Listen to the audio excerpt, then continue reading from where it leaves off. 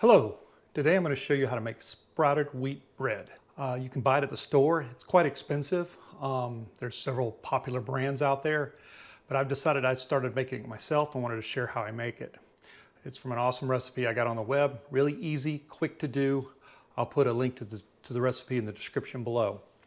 I get my bread from a company called Lindley Mills out of North Carolina. They got their start in the mid-1700s. And for about approximately 100 years, the family made wheat. More recently, they restored the buildings and they've been making organic wheat products there for quite a while. They've got really good prices compared to most places. And you can get, if you get a 50-pound bag at once, it's pretty close to the same price that you'd get on the store for just regular wheat. So let's get started. You need to have 1/3 of a cup of warm water. It's really important that it's warm.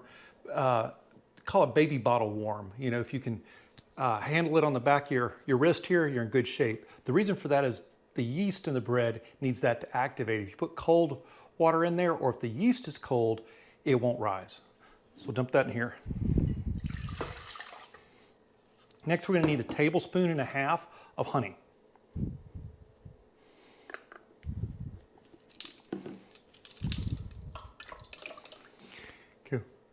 Once we've got the honey in there, we're going to put 450 grams of the sprouted wheat flour. That's about 3 3/4 cups. Most, I guess, professional bakers recommend you do flour by weight rather than by volume, but so I'm going to kind of follow that rule. So go ahead and dump that in there.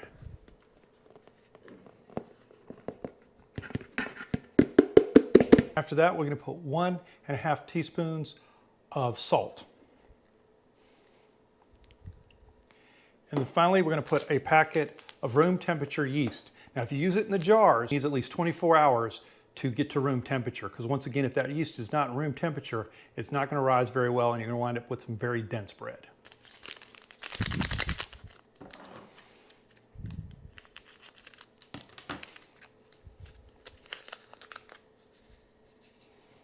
Next, we're going to mix it on low for about 1 to 2 minutes.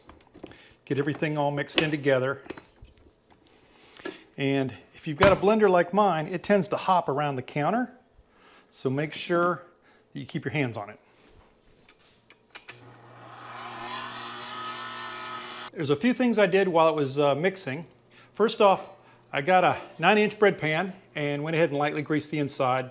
Secondly, I took about 1 quart of water and put it in the microwave, and it's running right now. I run it for about 4 minutes in my microwave. You want it to get really warm, probably about to the boiling point. I'll explain more about that in a minute. But first off, we've got to get the bread ready to go into the pan. So let's go ahead and slide this out of the way. And the microwave's done. And we'll bring our little mat over here. And I've just threw a little bit of all-purpose flour on there, and I just like to spread it out a little bit. And then we'll go ahead and get our bread, our dough out of here, and it should be a little sticky, but not super sticky. See, it's kind of sticking to my hands, but it's not peeling off in my hands. That's about the consistency you want. So we're going to kind of throw this down here, and let me get this out of the way completely. Now what we're going to want to do is we're going to spread it out on the table with the short side about as wide as the pan here is. So I'm just going to kind of, you don't need to knead it. Your mixer with your bread hook has already taken care of all that. I'm just going to kind of spread it out. Get good and spread out. You want to kind of get it thin, you know, not super thin, but just, I don't know, maybe 1/2 inch, 3/4 at the most.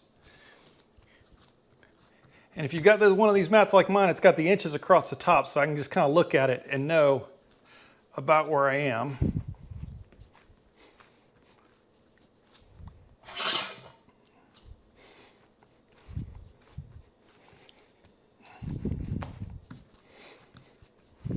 All right.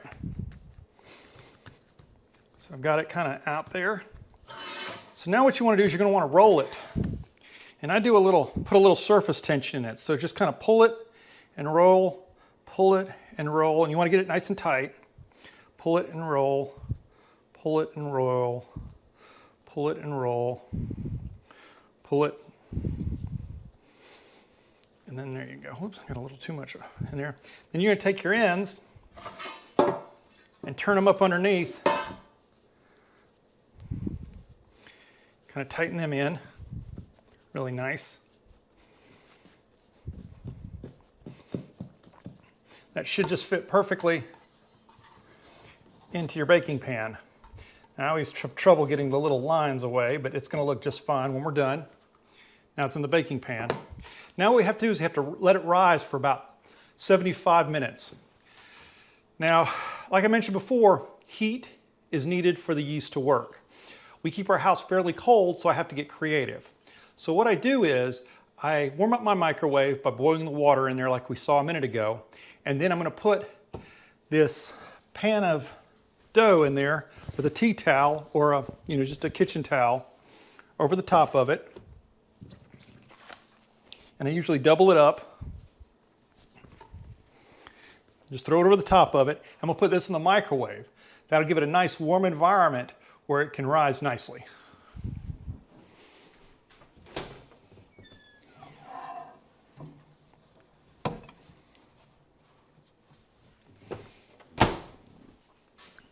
Now, about 30 minutes before you're done, you want to go ahead and warm up your oven. So I usually set 2 timers. I set one for the 75 and then one for 45.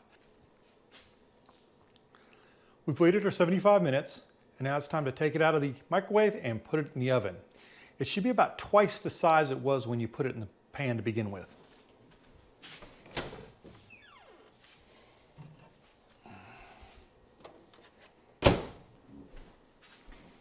We take a look at this, we can see that it's about twice the size. So we'll go ahead and put her in the oven.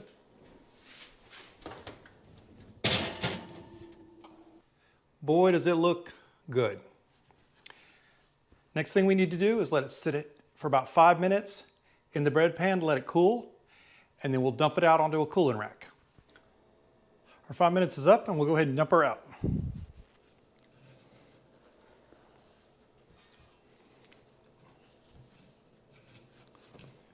And there we go. So let's see how it tastes. Get this out of the way.